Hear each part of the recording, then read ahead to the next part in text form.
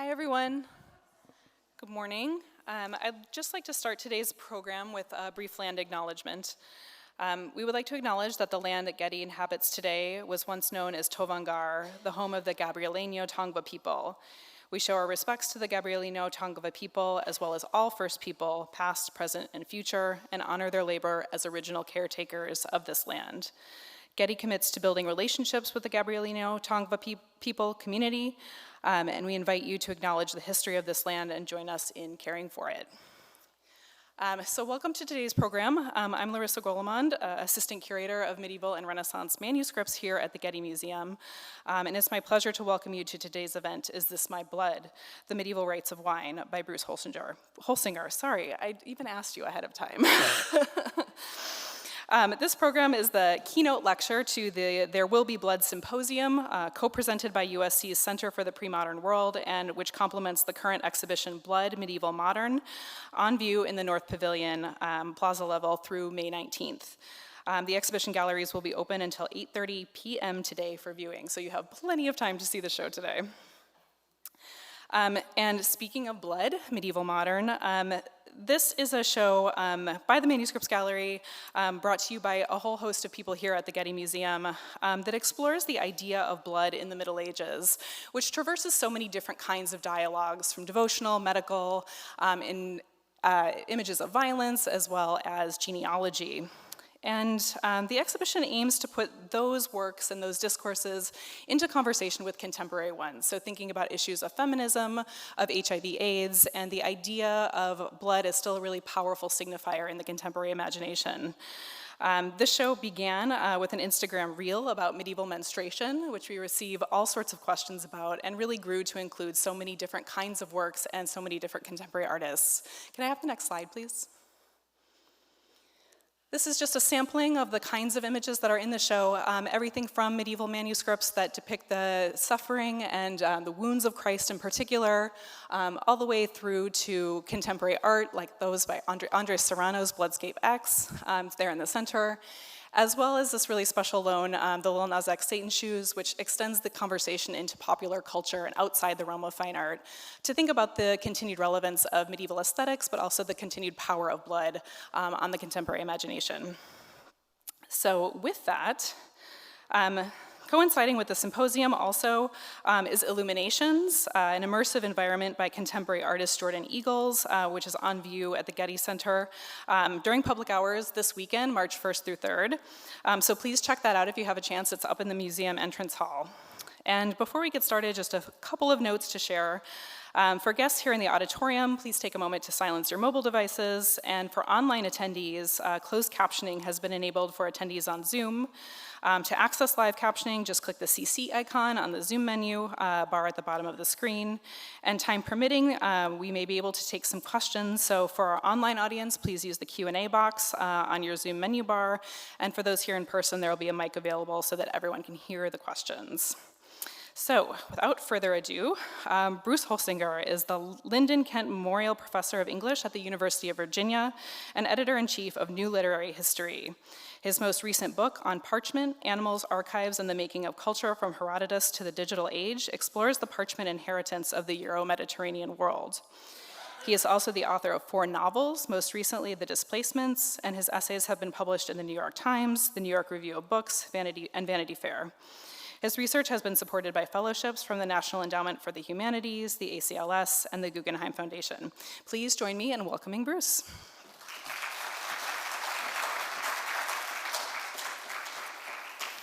Thank you so much.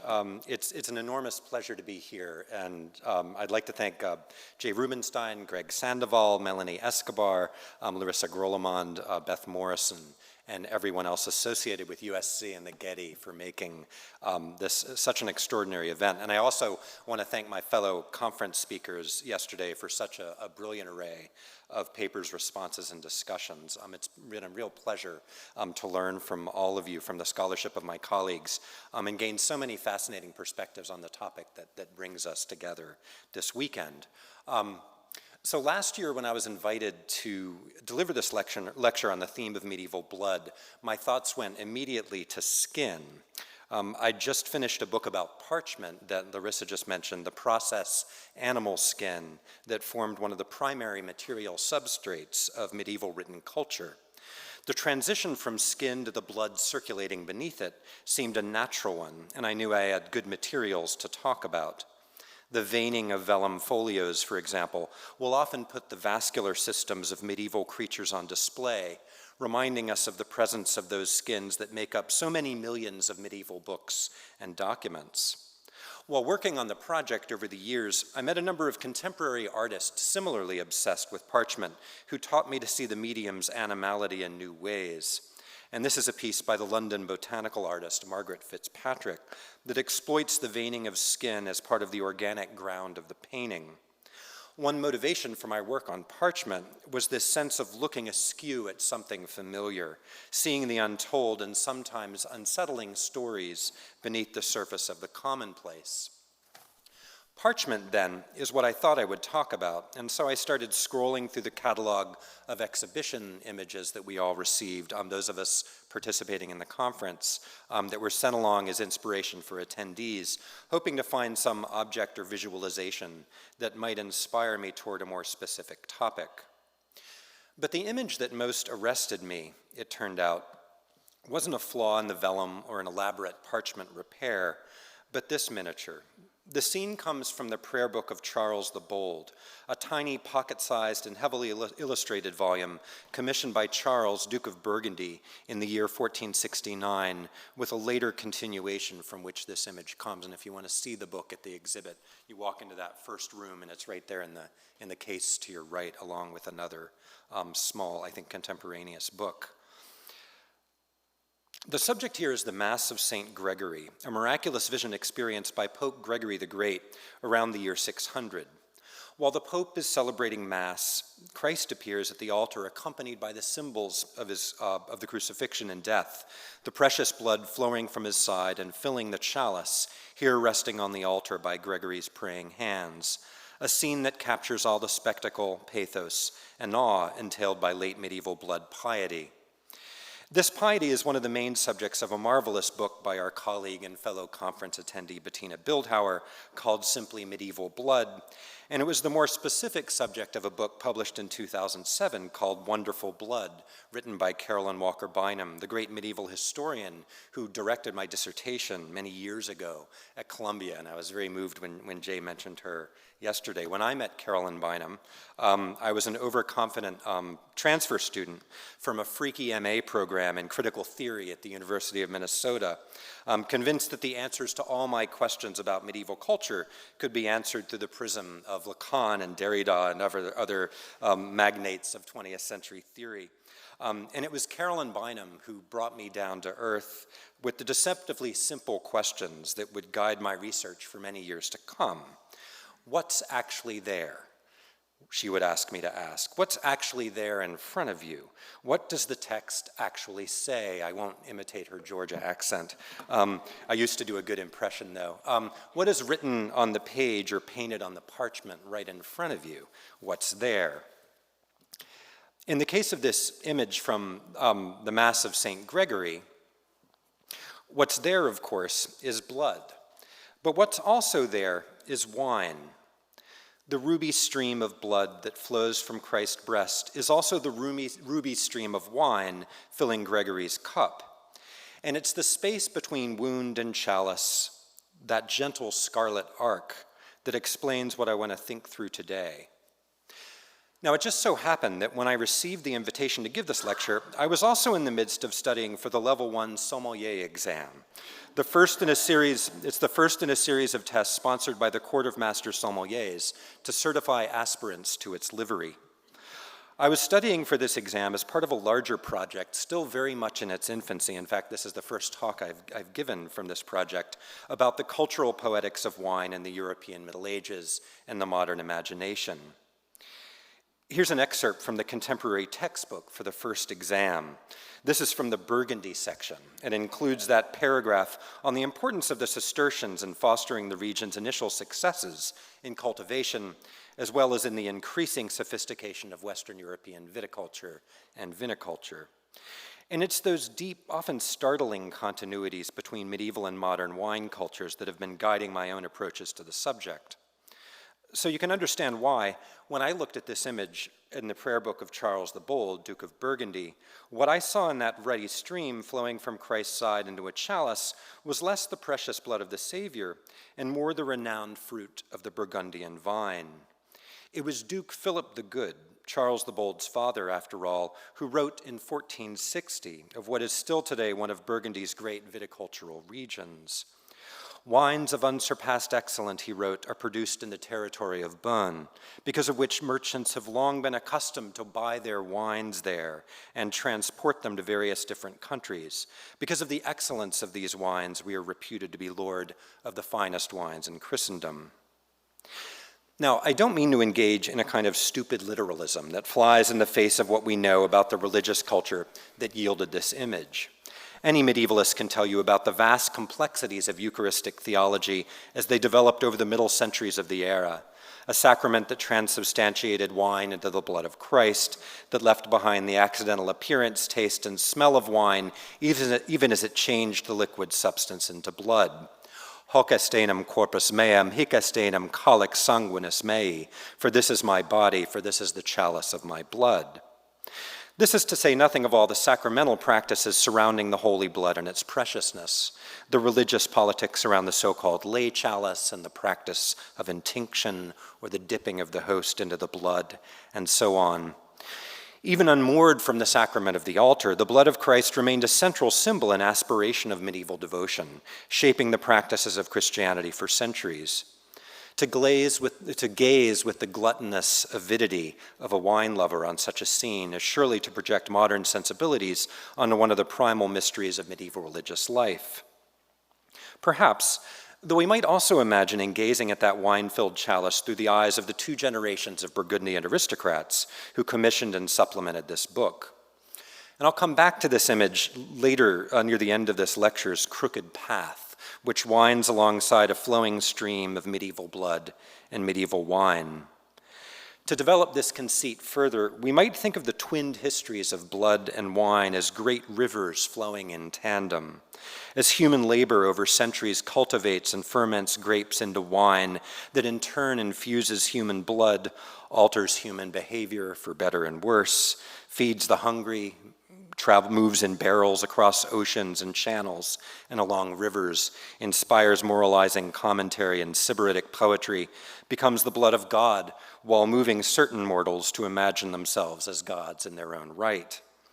For medieval culture, wine was a conduit like no other between the sacred and the secular, always muddled categories that the history of wine does little to clarify, and that the culture of wine, past and present, depends on, even thrives on. We can see this ambivalence, the ambiguous immanence of wine, almost everywhere we look in medieval culture. For wine and the wine trade cut across the careers and works of so many of the era's writers, Latin and vernacular alike. Geoffrey Chaucer, for example, came from a family of vintners and wine traders and spent much of his early life in London's Vintry Ward, right here along the river, named for the vintners and wine traders who received shipments of wine along the banks of the Thames. Chaucer's writings grapple constantly with the social functions and moral ambivalences of wine, the medieval commodity that preoccupied his poetic imagination perhaps more than any other. Consider the general prologue's portrait of the summoner, whose legal work summoning people for appearances before the ecclesiastical courts derives its Latinate patois and even its compromised tradecraft from the effects of the wine he drinks, hoards, and coerces in the form of bribes. Well loved he garlic, onions, and egg lekes, and for to drinken strong wine red as blood. Than what he spake, and cree as he were wood.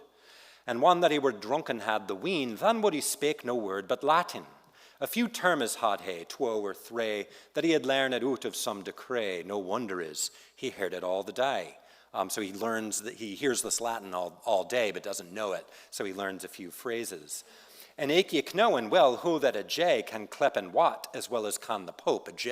A blue jay can say wat as well as the Pope can. But whoso could another thing him grope, than had he spent all his philosophy. I questio quid juris vod he cree, just a miscellaneous tag of Latin. He was a gentle harlot and a keen, a better fellow should men nocht fiend. He would suffer for a quart of wine, a good fellow to have his concubine. In other words, he'd let someone that he was going to bring to the court have his concubine for a quart of wine every 12 months, a 12-month, and excuse him at a full and give him full remission or not even summon him to the court. The summoner is Chaucer's most wine-soaked pilgrim, drinking wine as red as blood that infuses his own blood, and even bends his language into a gloppy and ignorant Latin, parroted drunkenly as a mark of his shallow relationship to the church, which he betrays by allowing adulterous men of the diocese to buy off his legal scrutiny with a mere quart of the beloved intoxicant. Along with the summoner rides the Franklin, whose relation to wine is healthier perhaps, though just as thoroughgoing and oddly profound. A Franklin was in his compagnie, wheat was his beard, as is the diaze. Of his complexion he was sanguine. Well loved he be the morrow to a sop in wine, a sop in wine, to live in delete was ever his wona, for he was Epicurus owen son. His bread, his isle was always after on, a better invened man was nowhere known. The Franklin's portrait contains Chaucer's sole mention of Epicurus in his corpus, evoking the name here to summon the eponymous delights of a life of vinous enjoyment. Not only is he the metaphorical son of the famous pleasure seeker, though, he is an envened man, an extraordinary word, indeed a nonce word, appearing here and only here in the entire corpus of English writing. The Franklin is envined or enwined, endowed or gifted with wine, whether in quantity, quality, or essence, the poem leaves unsaid. The shipman, too, is a knowledgeable enthusiast, discerning the origins of the best wines to smuggle or sneak on his trips across the channel. Full many a draught of wine had he draw fro borderward, weel that the chopman slape. The host, meanwhile, enlists wine as part of a ritualized assent to the terms of the pilgrimage, as he has them set out. We been accorded to his judgment, and thereupon the wine was fet anon. We drunken, and to rest went echon. Not wine, but the wine, a formulation that stages the bringing in of wine as an expected rite, marking the agreement among the fellowship as to the rules and expectations of the tale-telling game. Wine is an agent of social cohesion, its communal drinking a token of sound judgment and assent. What a powerful contrast this ritual benevolence cuts with the Pardoner's Tale, where the specter of wine haunts the narrative's grim moral universe as the very grease of homicide. While warning against drink and madness, the narrator holds up certain varietals of wine as the perverting wellspring of illusion, fantasy, and madness. No cape you from the wheat and fro the red, anomaly fro the wheat ween of Lepa, that is to sell in Fish Street or in Chepa. This ween of spine crepus subtly in other weenas, growing fast be, of which there rieses switch fumosity, that when a man hath drunken drocht astray, and winneth that he be home in shape, he is in spine, richt at the tune of Lepa, not at the Rochelle, ne at Burdu tune, and then will he say, Samsun, Samsun. Chaucer here evokes the Andalusian town of Lepe, a region near the Portuguese border that imported large quantities of wine to England in the late 14th century, particularly during John of Gaunt's campaign for the Castilian crown in Spain. Spanish wine has the capacity to transport the drunken customer to another land, even if he thinks he's in Cheapside, London, or some vinicultural region of France, such as La Rochelle or Bordeaux. The general prologue's urbane allusions to Bordeaux town, of course, evoke the wines of that renowned region, already venerated in Chaucer's day for their quality and consistency, and like their Burgundian cousins, the outcome of centuries of knowledgeable cultivation, largely by the monastic orders. We get an intriguing early glimpse at some of the implications of this viticultural expertise in a treatise by St. Bernard of Clairvaux called The Apology to Abbot William, written in 1125. The immediate context for the treatise was the long-running dispute between the white monks, the Cistercians, and the black monks, the Cluniacs, over who was most closely following the austere rules of life laid down by Saint Benedict, the Rule of Benedict, the guide to cenobitic life that had shaped monastic culture for many centuries. After serving as the abbot of Clairvaux for a number of years, Bernard was approached by a fellow Cistercian to write an attack on the Cluniacs for their own scathing and hypocritical denunciations of the Cistercians. Bernard accepted the challenge, but the resulting treatise is in part a kind of tongue-in-cheek satire of the dispute itself. Who are we, Bernard asks his fellow Cistercians, to criticize our Cluniac brethren for their laxity when our own moral looseness is so apparent everywhere around us? Wouldn't we be indulging in the sin of pride if we were to denounce another order for the same vices and lapses of which many of us are no doubt guilty ourselves? What sort of order is it, Bernard writes, that has you peering and prying after the motes in your brother's eyes before each of you has removed the beam from his own? Rather than a full frontal assault on the Cluniacs, Bernard resorts instead to understatement and scathing comparison, criticizing the other order for its vanity, its sensual excesses, and its disregard for the moral life, even while pointing out the frequent failures of his Cistercian brethren to measure up to the ideals of the regulated life. Eventually, Bernard comes around to the subject of gluttony, the overindulgence in food and drink on the part of both orders. The brief chapter on drink scrutinizes what was apparently a new monastic practice around the consumption of wine, as Bernard describes it. There are things it is embarrassing to say, though it should be more embarrassing still to do them. If hearing about them brings a blush, it will cost you none to put them right. The fact is that 3 or 4 times during the same meal, you might see a half-filled cup brought in, so that different wines may be not drunk or drained, so much as carried to the nose and lips. The expert palate is quick to discriminate between them and pick out the most potent. And what of the monasteries, and there are said to be some, which regularly serve spiced and honey wine in the refectory on major feasts? We are surely not going to say that this is done to nurse weak stomachs. The only reason for it that I can see is to allow deeper drinking or keener pleasure. But once the wine is flowing through the veins and the whole head is throbbing with it, what else can they do when they get up from table but go and sleep it off? Here, sample-size portions of various wines are sniffed and tasted, compared to one another, not for the sake of consumption, but for the pure pleasure of discernment. The ritual of wine is not Eucharistic, but onophilic, not sacramental, but aesthetic. Bernard quickly moves on to a more typical denunciation of excess, the intoxicating overindulgence in sweetened wines and their decidedly non-medicinal effects on the blood. What stands out, though, is that rather stunning description of the expert palates of his brethren. I've given you Matarasso's translation, but a more literal rendering of that key phrase, sagaci probatione et celere cognizione, would emphasize the discerning trial and quick recognition entailed in the sampling, clearly of a wine that had been tasted before, known with the familiarity of a connoisseur. Bernard is depicting what can only be described as a wine tasting in the refectory of a 12th century monastery, with varietals judged against one another and chosen for tang, nose, and strength. Bernard will return to these sampled wines some years later, though with very different aims in mind. One of his late sermons for Advent distinguishes between 3 categories of person, all of whom drink wine from the single cup of God's grace. But each type of person will drink a particular type of wine that signifies a state of fallenness. The Lord holds in his hand a cup containing pure wine, mixed wine, and dregs, and all the sinners of the earth will drink from it. The cup represents the passion, and so he says, "Can you drink the cup which I will drink?" This cup is in the hand of the Lord. It is held in his power, because he offers it to whom he wants, when he wants, offering from it what he wants. Some people drink pure wine from this cup, namely those who renounce themselves for the Lord alone and, taking up their cross, follow him. Some drink mixed wine from the cup. These are people who have entered upon the way of poverty, but without fully renouncing themselves or their parents.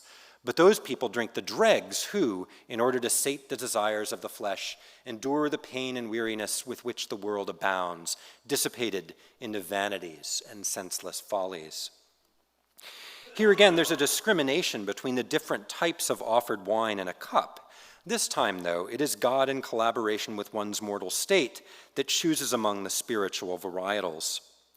Bernard himself was, according to his biographers, a light drinker, though even when the writers of his life comment on the abbot's legendary moderation, they do so in the very terms Bernard had used in condemning the monastic wine tasters in his Apology. With regard to wine, he writes in the middle of this passage, he often said to us, "It becomes a monk to be so careful as to taste the drink without emptying the cup." He dealt with himself this way. As often as he allowed wine to be brought to him, it was seen after the meal that the vessel from which he had drunk seemed to be hardly tasted, and indeed almost as full afterward as before.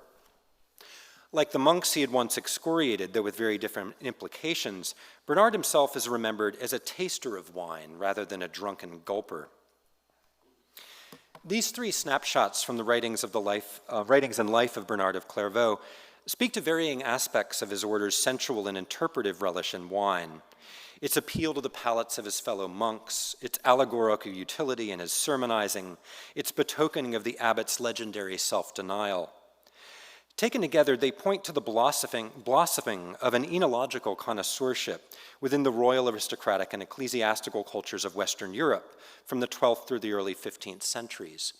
Not only an increasingly sophisticated approach to viticulture and viniculture, as wine historians have well documented, but the emergence of something else, the early rise of the oenophile, the disdainful sniffer, the wine snob.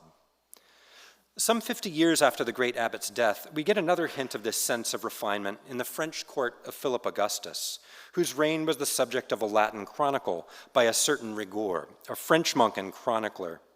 For the year 1201, Rigord records a visit by King John of England. He doesn't tell us as much about King Philip's audience with the English monarch, but one story he does relate gives us a glimpse of a vinous ritual worthy of Bernard's monks. In that same year, on the eve of the calends of June, John, King of England, came to France. He was received most honorably by King Philip and most gloriously welcomed in the church of the Blessed Denis with hymns, praises, and a solemn procession. Thereafter, the King of the Franks led him into Paris with great respect, and he was received with honor by the citizens, lodged in the king's palace, and attended to most devotedly in all respects. All of the different wines of the Lord King were set before him and his people, and he was freely invited to taste them. I've cheated a little bit, translating the paraphrastic bibendum as tasted rather than the more literal drank, but I think the context of this account allows for this freer rendering, particularly in light of the Chronicle's literary environment, which includes a fascinating but little-studied poem by Henri Dondely, a Norman poet more famous for his Battle of the Seven Liberal Arts, as well as a Edit on the life of Philip the Chancellor.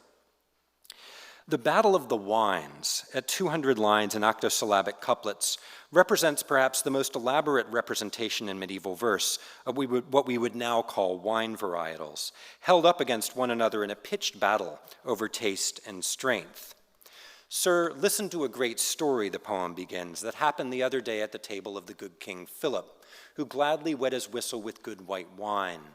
He found it noble and generous, so he praised it greatly. For the goodness and the sweetness that the wines possess, the king drank without restraint. The king, who is courteous and wise, sent all his messengers to go and seek the best wine that they could find in any land. Following this order, the king's messengers eventually managed to bring him more than 80 vintages from France and elsewhere, from the glorious wine of Cyprus to the execrable wine of Étampes. What follows over the next 100 lines is a catalog of place names, each associated with a particular personified variety and quality of wine, with each town or region's offering speaking as a knight prepared to do battle for royal recognition. All came together in a gathering on the table before the king. As God spoke to the swan, each wine proved its worth by its quality, by its potency, to well refresh the king of France.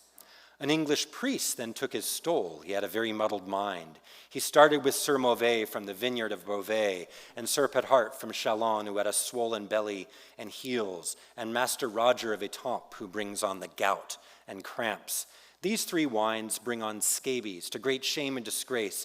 Beating, striking with a short stick, the court priest chased them away and told them never to enter where any honorable man frequented. Certain wines flee from the table, turning their reins, the poet writes, for if the priest saw them, I truly believe he would kill them. Other wines the priest allows to remain, for he senses they are of good quality, bon compas. Soon the wines start arguing among themselves.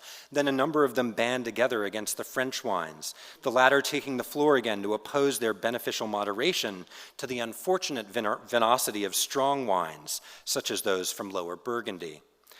The poet evokes the bitterness of the battle, the spectacle of wines competing on the table before the king. If wine had feet or hands, I know well they would have fought each other. At the same time, he writes, the wine sparkled, so that the great hall and the chamber seemed full of balm and amber. It seemed an earthly paradise. Everyone would wish to be there. Knight, clerk, townsman, canon, the lame, the mute, the leper, and the monk. French wines defended themselves well against foreign vassals and responded courteously. You may be stronger than us, but we are fresh and fragrant, they claim. The poem's emphasis on the fine taste of French wines culminates in the white varietals of Poitiers, the wine that has no need of carders, presumably because people will carry it away themselves or drink it in place. This wine hooks everyone with the coldness of its rock. Lines that perhaps register a rising awareness of what the modern sommelier might call terroir, that ineffable sense of place infused into wine varietals by virtue of their microclimate, the composition of their soils, the latitude in which they grow. The king never chooses a single winner, instead rewarding the dozen best wines of the bunch with offices. He makes the Cypriot wine an apostle, dubs others cardinals and legates, and makes 3 wines into kings and 3 others into counts. The poem concludes with a vow to take the wine that God gives us, whether its quality is peer-worthy or as humble in taste as a country parson. This growing sense of vinous distinction is more subtly and surprisingly inflected in language around sacrament, in particular the theological and institutional controversies surrounding the role of wine in Eucharistic ritual. Subtle transition back to blood. One of the curiosities of medieval sacramental culture was the vastly different practices involved in sourcing the bread that makes the host versus the wine that fills the chalice. With some exceptions, the making of the host was an exclusively local enterprise, involving detailed instructions to parish priests, traveling friars, and monks pertaining to ingredients and rituals around its preparation. The hosts used by religious houses were most often baked under the supervision of the sacrist, and in many parish churches, there even survived charged outdoor ovens used for the baking of the Eucharistic bread. While there are isolated accounts of the bread being brought in from neighboring parishes and miracles associated with them, there's no evidence of an international bread trade that would have furnished hosts from far-flung locales. Thus, William Durandus, the great liturgical commentator, mandates that the host be made by the celebrant himself. Wine, on the other hand, could come from practically anywhere, whether from the vineyards surrounding a monastery celebrating Mass or from across the sea. As Nicholas of Osimo puts it in the early 15th century, a country that cannot make its own wine should import enough for the celebration of the Eucharist. Wine shortages sometimes had a direct effect on Eucharistic practice, inflecting the terminology of sacramental theology and interpretations of canon law. When Johannes Andrei, a Bolognese canonist, insisted that pure wine, not spiced wine or vinegar, had to be used for the sacrament, he was clearly venting at local violations of ritual practice. Another canonist mandated against the practice of disguising the taste of unfermented wine through practices such as dipping a flax cloth in partially fermented grape juice, or musto in tinctum.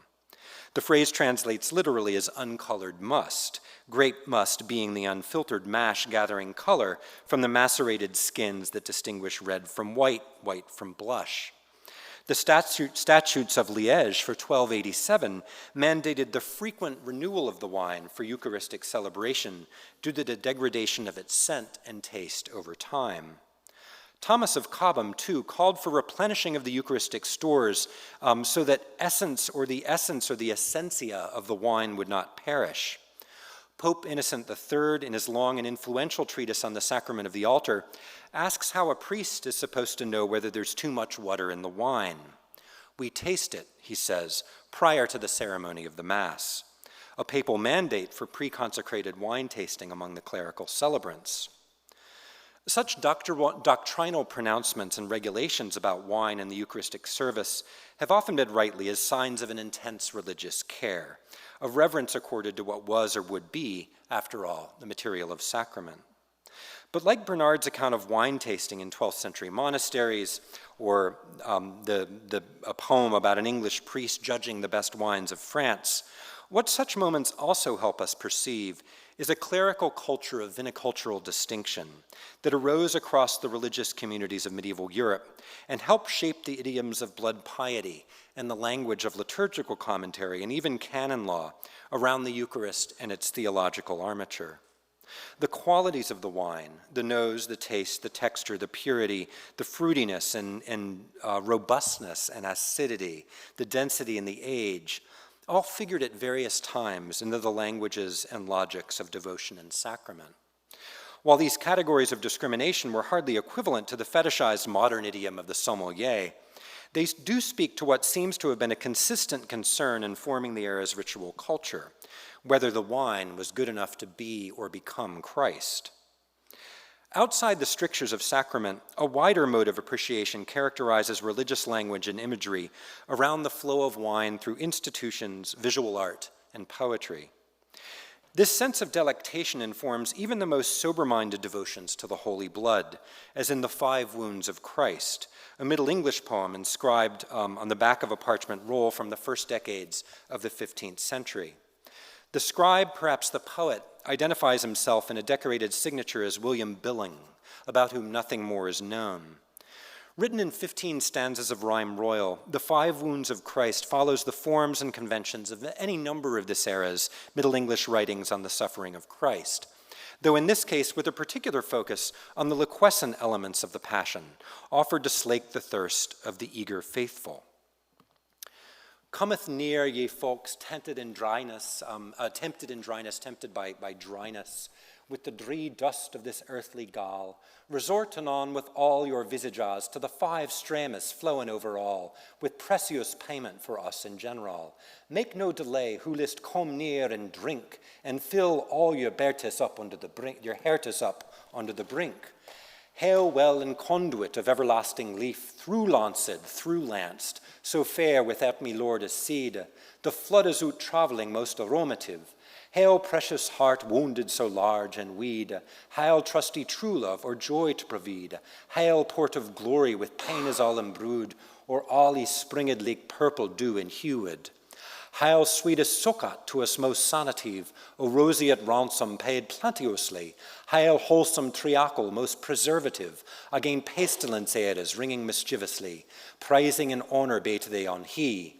Hail ready red ween, ruddy red ween, with all the gravest smart, draw for the peep of the most loving heart.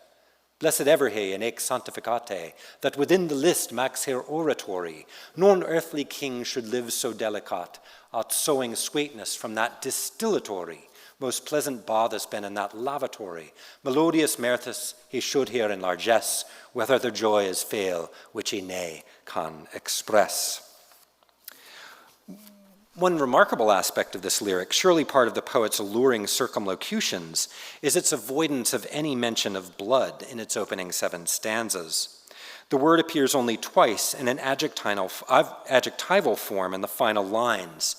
Instead, the poet's lexis derives from the many tastes, colors, and fragrances emanating from the body of Christ. Fragrant odor, scarlet flood, aromatic floods, spiced liquor, the hue of purple dew, even sweetness sucked from the distillery, a term referring to the practice of distillation in its modern sense, increasingly popular across the 14th and 15th centuries. As the author of the roughly contemporaneous Book of Quintessence puts it, in a recipe for fortified wine or burning water, such as brandy, the strongest burning water, the strongest burning water, is distilled out of pure michty wine, out of pure mighty wine. Particularly striking, though, is that descriptive hail ruddy red wine, words that emphasize not the sacrality, but the color and texture of the unmediated, untransformed wine straight from the heart of Christ. The phrase anticipates nothing so much as a modern tasting note. Say this one on an organic Dornfelder from a producer in the Nahe region of Germany.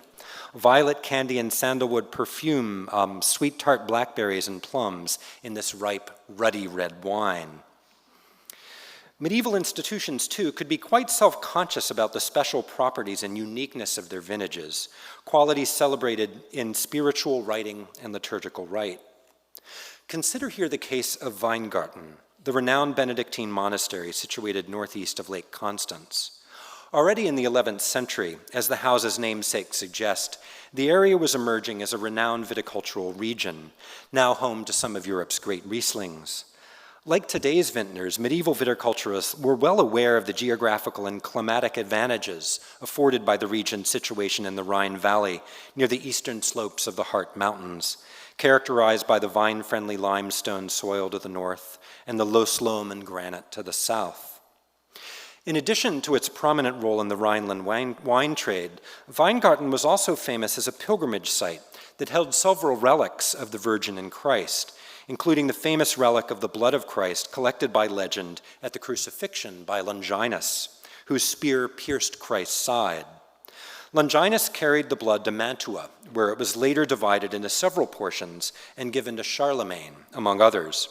One portion of the Charlemagne blood was bequeathed to Weingarten Abbey by Welf I, Duke of Bavaria, and his wife Judith of Bavaria, before Welf's departure on crusade in 1101. Weingarten's blood portion was then enshrined in a reliquary that thereafter became an integral part of the institution's ceremonial life, as it remains.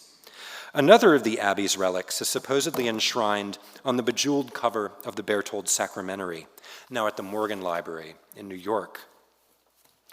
Like many institutional claims to own the real blood of Christ, the stories told in support of Weingarten's custodianship were met with great skepticism by secular and ecclesiastical rivals alike. In response to all the doubt, Abbot Hermann of Weingarten commissioned Gerhard of Cologne, a Dominican master active in the last decades of the 13th century, to write a treatise in defense of the house's blood relic against rising skepticism. Near the end of the treatise, Gerhard moves into panegyrical mode as he praises the true blood and the abbey as its natural and proper home. It is really and truly the Weingarten, the vineyard of the Lord of hosts, the true vineyard of Sorek, in which that sweetest cypress grape, my beloved, ordered the purest must of its rose-colored blood to be kept and kept ready. You, the true vineyard, Weingarten, surpassing all others, are where the health-bringing wine out of the side of the Lord makes believers intoxicated with the wonderful drunkenness of which the psalmist speaks. You, fertile and fecund vineyard, Weingarten, are planted by God so that you are made fertile. God has let his mild rain flow out of the highest clouds, his flesh, which never bore sin, so that you may become drunk with the juice of the grape. The same Christ has poured out of totally pure blood from the wine cellar of his flesh. And the Lord wanted this intoxicating wine, this fructifying rain, this soul-cleansing water to be drunk and stored up in his most glorious vineyard, Weingarten, the Abbey. Hurry, therefore, you believers. Hurry here and purify yourselves. Hurry and strengthen yourselves. Hurry and be filled with sweet wine. The evocation of mild rain here may refer to the rain shadow provided by the Hart Mountains to this area of the Pfalz, a feature of the area's topography that allowed vineyards to flourish despite the latitude. As Rainer Jentz has observed, moreover, this passage in Gerhard's Tractatus likely describes imbibing, a ritual that involved pouring a stream of wine over a blood relic, collecting it in a chalice, and serving it to brethren and to visiting pilgrims, in the case of Weingarten. This would almost certainly not have been consecrated wine, the blood of Christ reserved for the Eucharist, but wine from Weingarten's great store of its renowned vintages. The passage echoes a similar moment from the Vita of Edward of Abington, Archbishop of Canterbury in the 1230s. As his life records, Edward, quote, was seen to wash with wine and water the marks of the 5 wounds on his crucifix. Then, making the sign of the cross over these ablutions, he drank them with great devotion, saying the words of Isaiah, "Ye shall draw water with joy out of the wells of salvation." Weingarten's liturgy, too, continually evokes the Abbey's winemaking prestige in moments of self-conscious celebration rich with vinicultural terminology.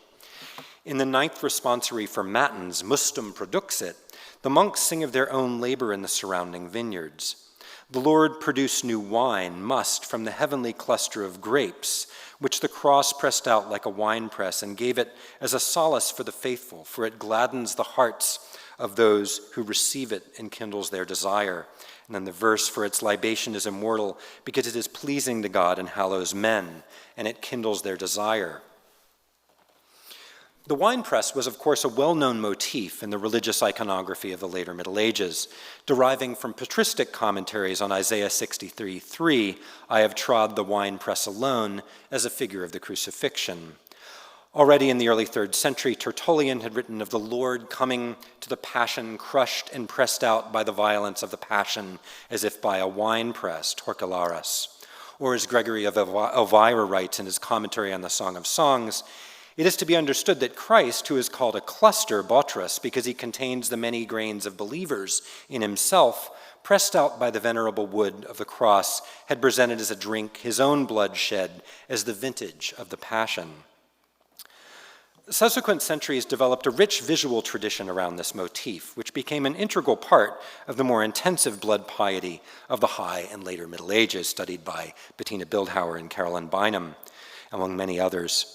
Christ is most often depicted stooped within the lengths of the wooden frame, performing, and you can see on the lower right, the miniature at the bottom, performing the labor of stomping the juice out of the grapes with his feet, while positioned as a bunch of grapes himself, the botris, his body primed to express wine from his wounds. One of the offshoots of this mode of piety was the Fons Vitae, or Fons Pietatis, which depicts Christ either as crucified or as the man of sorrows, filling a font or fountain with his holy blood, as in this example, in which the blood dripping from Christ's side fills the fountain beneath his feet. Or this vision of a praying St. Catherine, the fountain replenished by Christ's more gushing wound.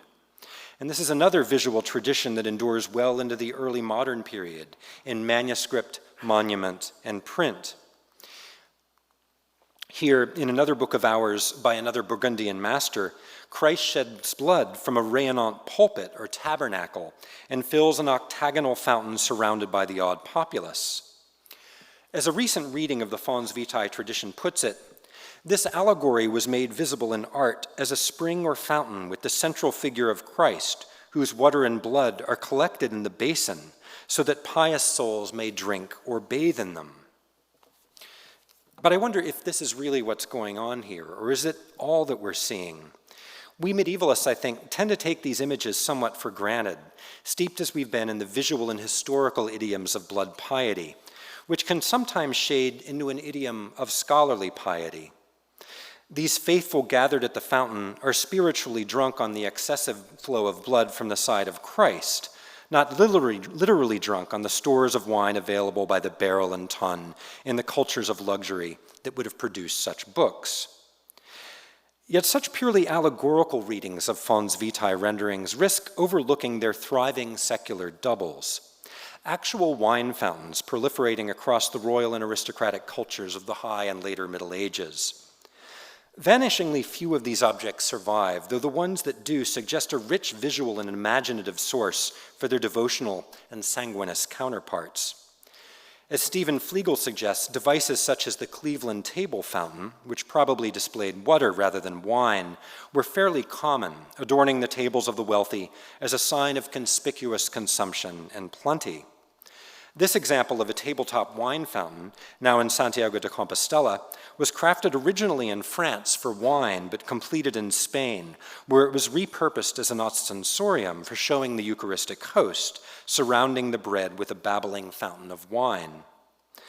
The crafting of these devices involved feats of mechanical ingenuity, largely undocumented in medieval sources.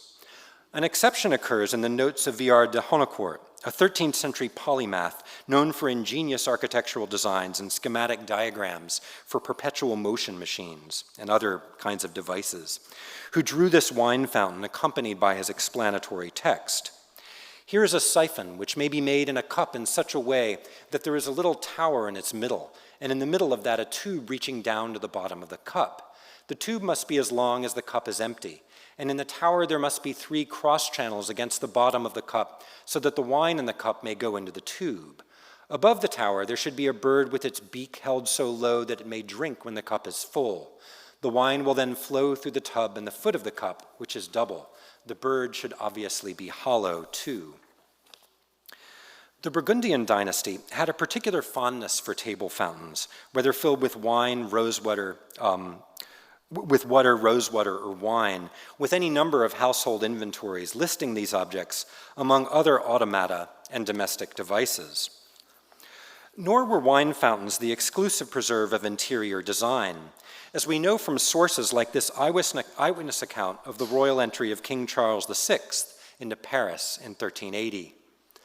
The following day, which was Sunday, when he was approaching Paris, he redressed in a robe of silk, all clad in gold fleur-de-lis. With what joy and magnificence was he received by the city! The citizens in dress that was half white and green went on horseback to meet him at the chapel. The streets and intersections of the town were decked out in tapestries like temples. You could hear on all sides the harmonious sound of instruments. There were also in many places crafted fountains from which spouted an abundance of milk, wine, and clear water, which captured the view of passers-by in spite of themselves. The crowd that this spectacle attracted could not, in its keen curiosity, stop from admiring the novelty of these marvels. Notable here is the avidity of the spectators at the sight of the fountains, the cleverly wrought spectacle of three liquids flowing from a public novelty designed to attract the eye and perhaps the palate. 50 years later, when Henry VI entered Paris, a chronicle entry for December 2nd, 1431, records another such fountain on one of the city's bridges. And on the little Saint-Denis bridge, there was a six-surface tabernacle on and around the fountain, very richly made, all covered with blue and gold fleur-de-lis. And underneath that, there was a forest planted in which wild men and women were playing very elegantly with sticks. And inside of the basin of this fountain, there were three very beautiful sirens. And from this fountain, wine, spiced wine, and water were all flowing out. The account pairs a delectation in female beauty with a delectation in wine. The allure of the sirens and the allure of the liquids offered by the fountain go hand in hand. Public wine fountains would remain a feature of urban space in Europe from the later Middle Ages through the early modern period, serving multiple functions while providing both sustenance and occasional luxury to a variety of populations. The state shipyards in Venice maintained a massive public wine fountain for laborers until the end of the Republic, shortly before 1800.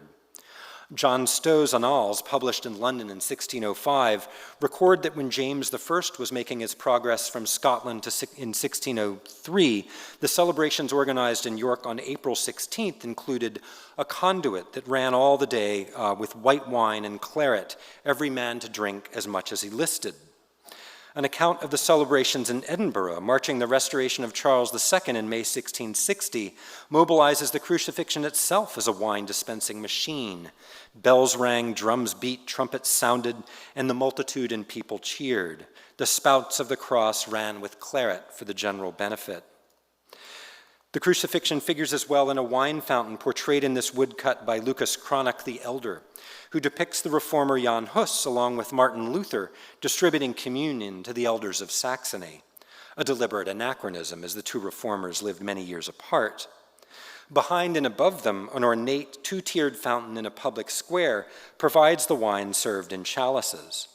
Like the account of Charles II, the image intermingles the spectacular suffering of Christ and the public consumption of wine.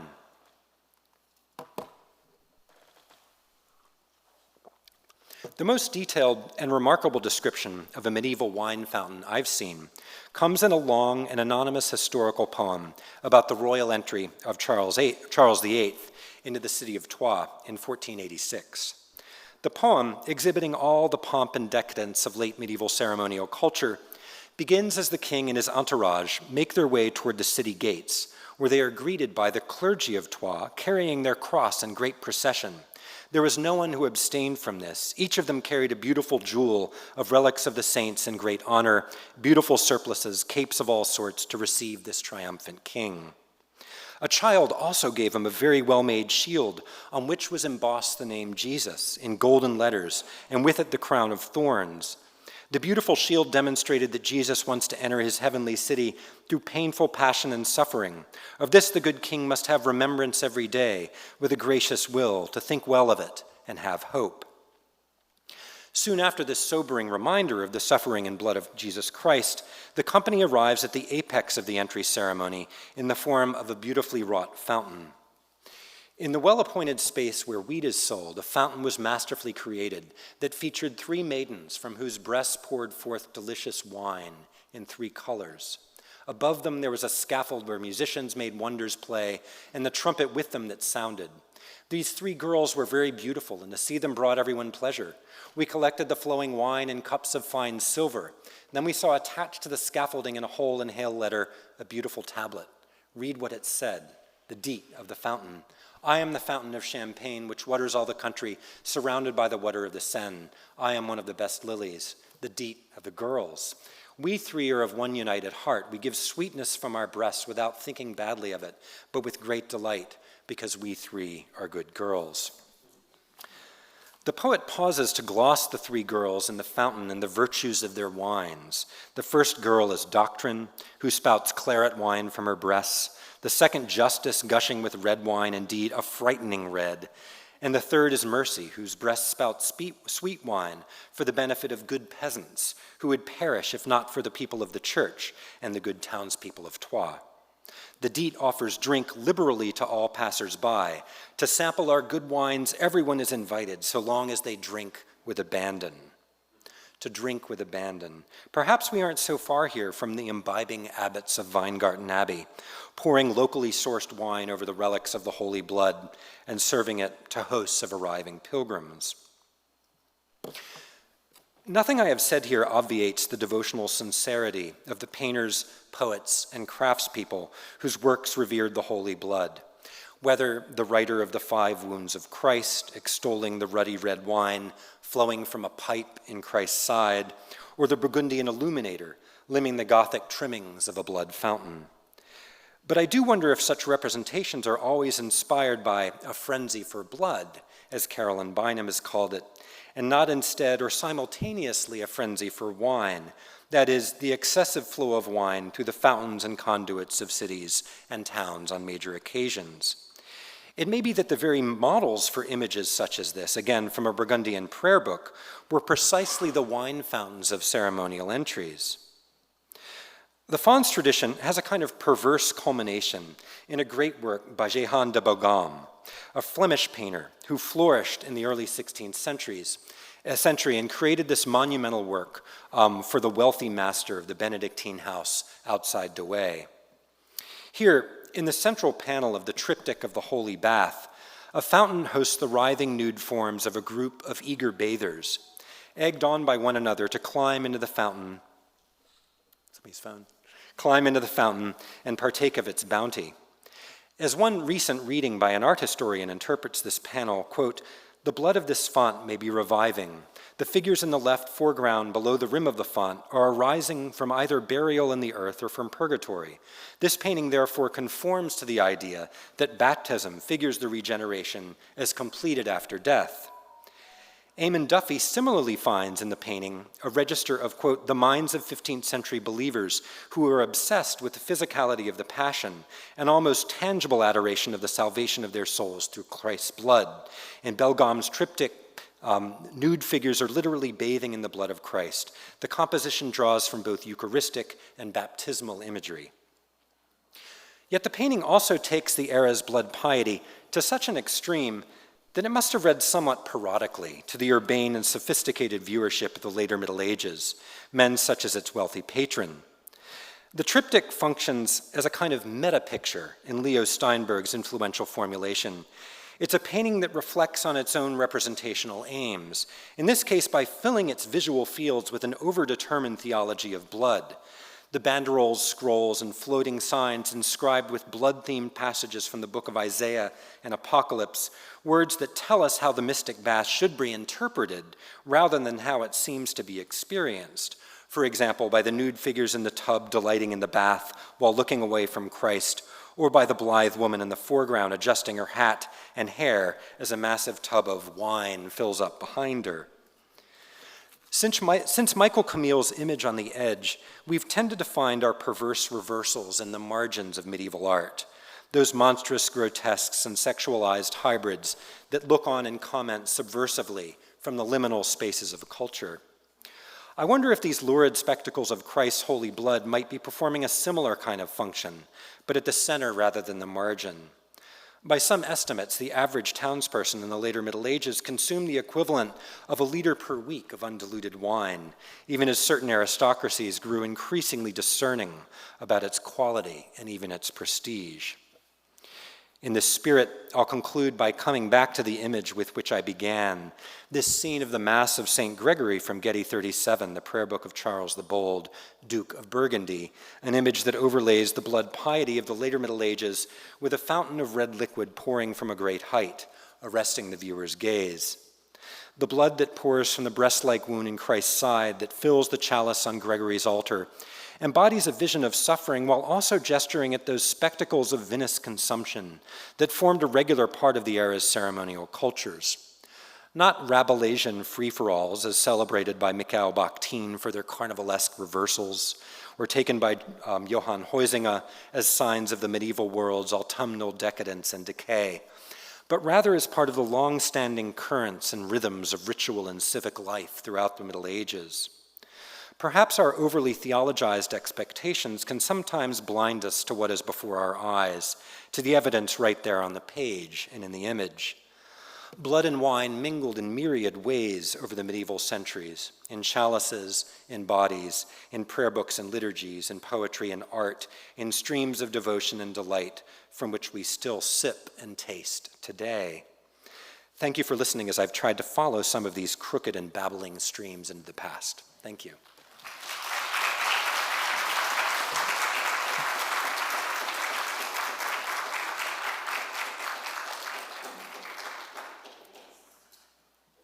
Are we on? Yeah, great. Thank you so much, Bruce. That was fascinating. We have time for some questions, so if there's questions in the audience, yeah, just raise your hand, and I will let you know if we have any questions online. Can I ask a question here? Sorry. Oh, yeah. You described this whole beautiful medieval world, but these people are also reading classical texts, and the whole wine culture in Homer, etc., doesn't feature in any of this. And is that a deliberate choice on your part, or there was no actual, carryover from medieval wine culture, classical wine culture into the medieval world? Yeah, that's a great question. So if people online didn't hear it, the question was about the celebration in, let's say, the Homeric epics, which I think you mentioned, but you can also see it in Pliny the Elder, for example, in the Natural History, which has a really extensive description of the qualities and tastes and bouquet, what we would call the bouquets of wine, coming from many different regions. So yes, absolutely. The way that the kind of ancient, very secular, you wouldn't even call it secular, but a kind of ancient wine culture gets carried in. You see that there's some examples in the Ovid Moralizé of commentaries on some of Ovid's passages on wine. So yeah, it's a vast, vast subject. And I think the classical legacy, I don't know if it gives the Middle Ages a vocabulary for it. I haven't seen a kind of typological or a rigorous reading of a classical text that's thinking about that particular aspect of it, but it's something to look for. Yeah, thank you. Thank you so much. That was really interesting.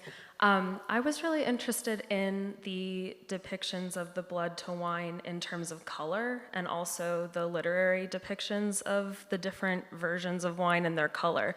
And so I was wondering if you've come across any sources, either visual or literary, that look at the role of white wine specifically, and if that's ever used Eucharistically in any sort of situation, whether it's intentionally or if they ran out of red wine and they really needed something, so they came in clutch with the white wine.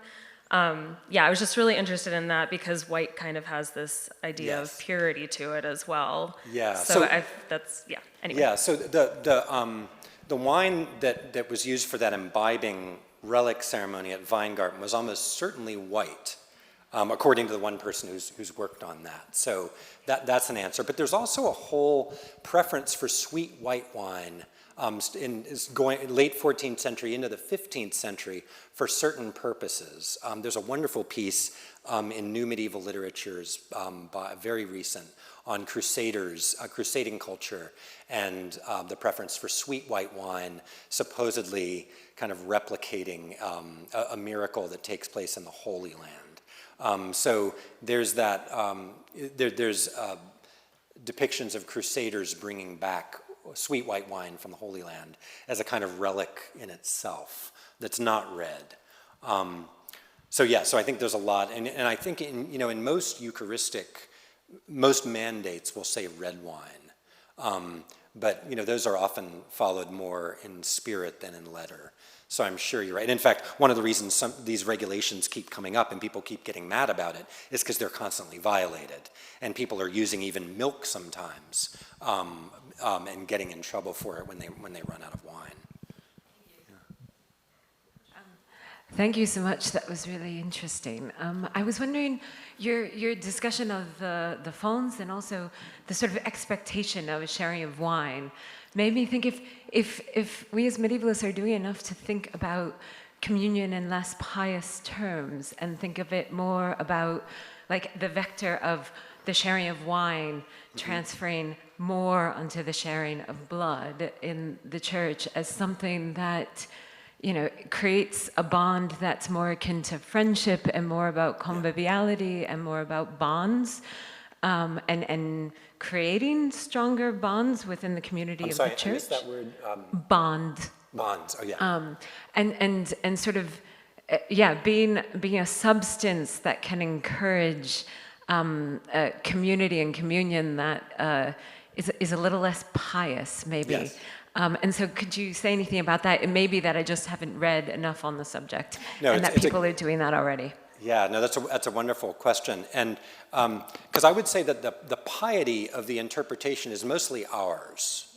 And in the Middle Ages, you have people like Caesarius of Heisterbach, in a passage that I didn't get to, talking about communion, Eucharistic celebrations in certain monasteries getting out of hand because they use it as an excuse to share wine, to drink more wine, right?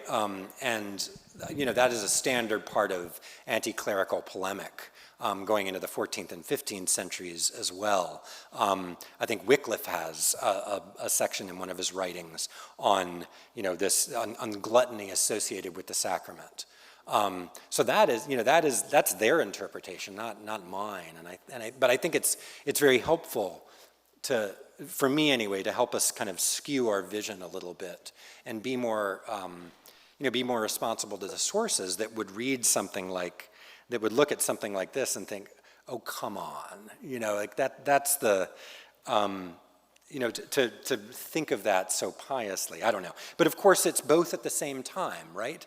The painter of this, or an abbot, or someone who, is reading this through early 16th century eyes, might very well say, well, of course it's wine and blood at the same time. That's the whole point, is that you have all these people jumping in this wine fountain and not looking at Christ. But the painting is trying to teach them is that it is blood, right? And so you have both at the same time. That's one of the sources of my own, puzzlement in working in this project is, it's both at once in some ways, and it's, so I don't know if that, a long answer to your question. Yeah, so maybe it's more about extending our notions of piety, expanding them to include welcoming. Exactly, too, in like the title of the talk, the subtitle, The Medieval Rites of Wine, right? And the main rite, the one that we often think of working on medieval Christian culture, is the Eucharist. But there are many other rites of wine. Canterbury Tales features one of them. Bernard of Clairvaux in the refectory as a kind of, everyday quotidian ritual. And those are the things that I'm most interested in. But I think we have that kind of overwhelming lens of the Eucharist that kind of makes us overdetermine everything else. Heather? Oh, sorry.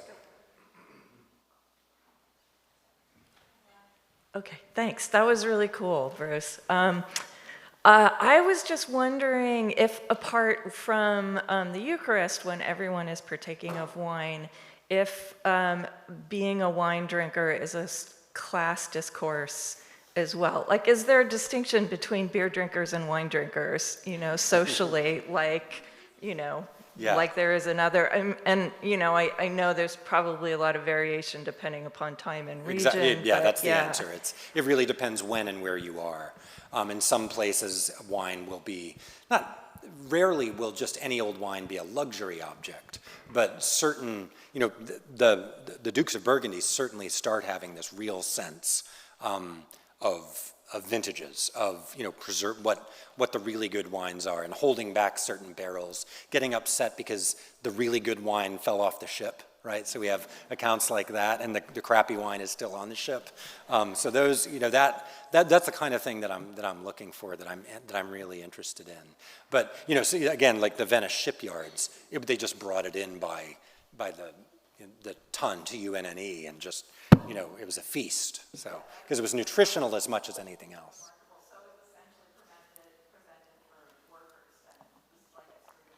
Yeah, exactly. Heather. Thank you for that. That was really fun. As I'm looking at this image of these people frolicking in the mystic bath, I'm reminded of sort of earlier medieval discourses about the problem with substance and accidents, and that the reason why we take the body and blood under the guise of bread and wine is because it's freaking disgusting to drink blood, right? So I was wondering if, you know, you thought that that might be part of the, you know, oddness of this image, or if you think that, in fact, those sort of arguments are falling away in the later Middle Ages, and people have just, over time, gotten this degree of comfort with the idea that, you know, yeah, we drink wine, we drink blood, and wine is the blood of Christ, that sort of discomfort that was certainly encoded in earlier theology goes away. That is really interesting, Heather. Thank you. That shows you the relatively early stage of this project. I actually don't know those sources that talk about blood being disgusting to drink, therefore we should drink wine. So please help me with that. I'll email you. But that's amazing. So the idea that this thing that is the precious blood of God, of Christ, is repulsive in the literal sense, and that, which why it has to be. Yeah, that's really interesting.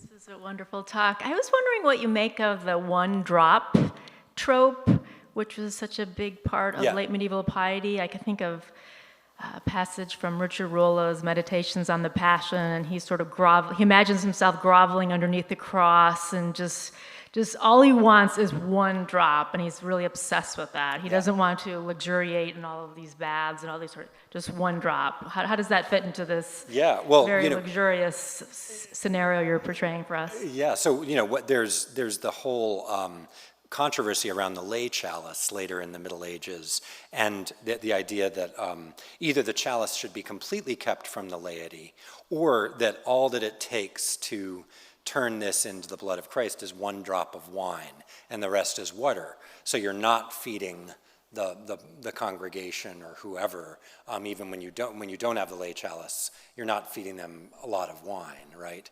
But then other times people will say it has to be half and half, or there'll be different formulas for it.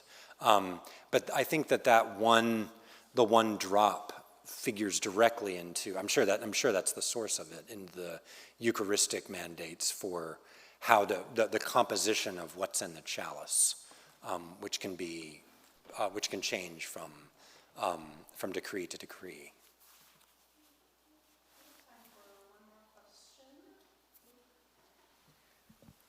Thank you. This was really interesting, and I wanted to ask about what I'm seeing as a kind of a distinction in some of the images that you're sharing with us. And the distinction I'm seeing is between presentations of Christ as a kind of active participant in the generation of wine, and Christ's body as something that is manipulated to produce wine. So for example, in the scene you showed us from the prayer book, Christ's body is like a vessel that's being propped up and wine is being poured out. It's almost as though he's being manipulated in such a way that the wine will emerge. As opposed to these scenes of Christ in the wine press, where he's very much like an active participant in making that wine appear. And I was wondering whether this might be related to the kind of problem of the fountain as the mechanical dispenser of wine, the thing that produces wine on command. And so I guess my question as I kind of resolve it is how much Christ is a willing participant and how much Christ is something that is manipulated. Yeah, that's a great question, and I think it's always both, right? You'll often find Christ. I mean, people know this literature much better than I do. In a lot of poems and treatises about the sacrifice of Christ, it's a willing sacrifice, right? We saw some examples of that yesterday. Clawing out his body to feed the spiritually hungry. But other times, and what's so great about the wine press images is, again, and I remember seeing these for the first time in a class with Carolyn Bynum so many years ago, was that it's both at once, right? This is the trash compactor closing in on Christ, but it's also Christ willingly stomping the grapes at the same time. So that I don't know if, and unlike the wine fountains, the very secularized royal entry wine fountains, that's a kind of purely mechanical device that is, I guess, symbolic of the largesse of the aristocracy that is providing the wine. Does that sort of answer your question? Yeah. Thank you to everyone Thank you who all so joined much. us, Yeah. and thank you, Bruce, for that fascinating talk.